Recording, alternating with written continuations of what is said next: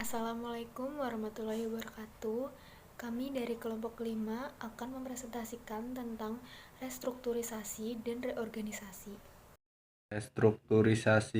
Restrukturisasi diartikan sebagai penataan kembali struktur badan atau lembaga sehingga kinerja badan atau lembaga tersebut dapat lebih efektif dan efisien. Ada dua alasan perusahaan melakukan restrukturisasi adalah: satu, perusahaan menanggung biaya operasi yang lebih dari penghasilan operasinya. Kedua, perusahaan menghadapi kesulitan keuangan karena beban keuangan tetap yang terlalu besar.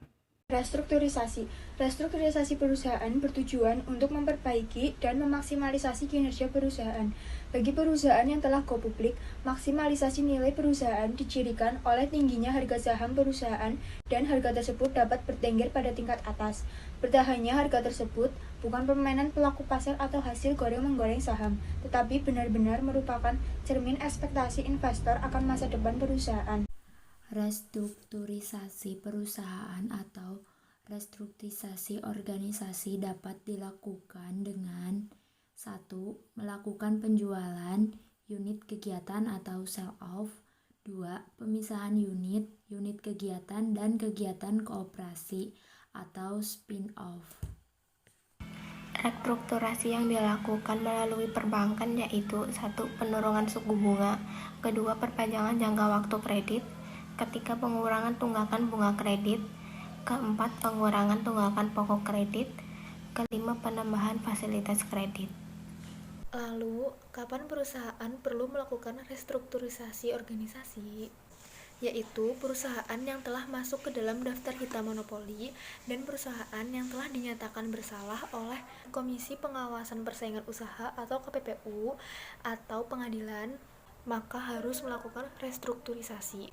Hal ini dilakukan agar terbebas dari masalah hukum. Selanjutnya yaitu syarat untuk memperoleh restrukturisasi.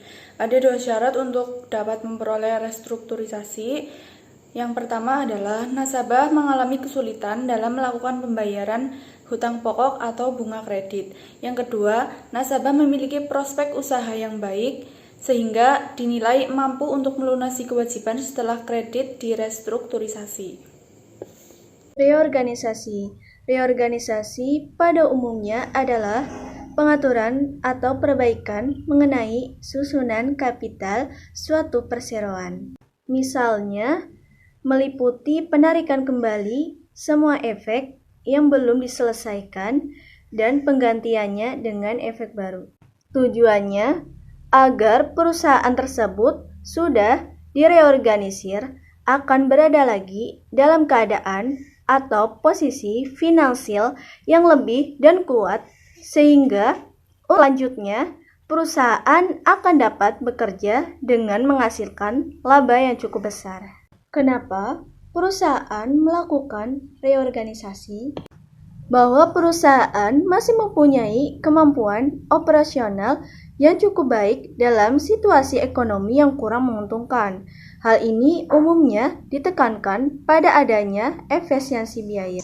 Macam-macam reorganisasi. Yang pertama ada reorganisasi yuridis, yaitu terjadi apabila ada perubahan bentuk perusahaan, misalnya perusahaan perseroan terbatas atau PT. Yang kedua ada reorganisasi intern, yaitu perubahan mengenai bentuk atau struktur organisasi dari suatu perusahaan atau badan usaha. Yang ketiga ada reorganisasi finansial, yaitu capital structuring yang menyangkut perubahan menyeluruh dari struktur modal karena perusahaan telah atau sangat cenderung untuk insolvable. Tujuannya yaitu untuk menyehatkan kembali permodalan perusahaan. Mengapa dilakukan reorganisasi? Reorganisasi dalam aspek finansial dilakukan untuk memperkecil beban finansial yang tetap sifatnya. Dengan demikian, asumsinya adalah bahwa perusahaan masih mempunyai kemampuan operasional yang baik.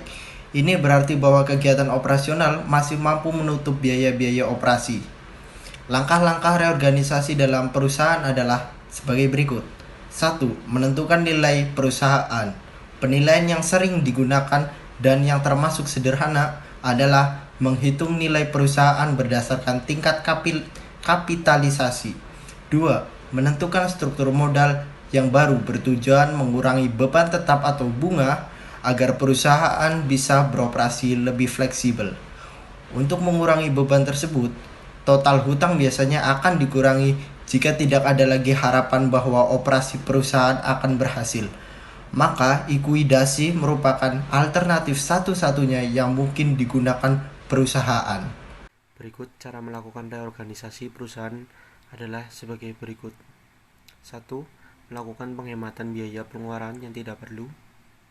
2. Menjual aktiva yang tidak diperlukan. 3. Divisi yang tidak menguntungkan dihilangkan. 4. Menunda rencana ekspansi sampai situasi dinilai menguntungkan. 5. Memanfaatkan kas yang ada.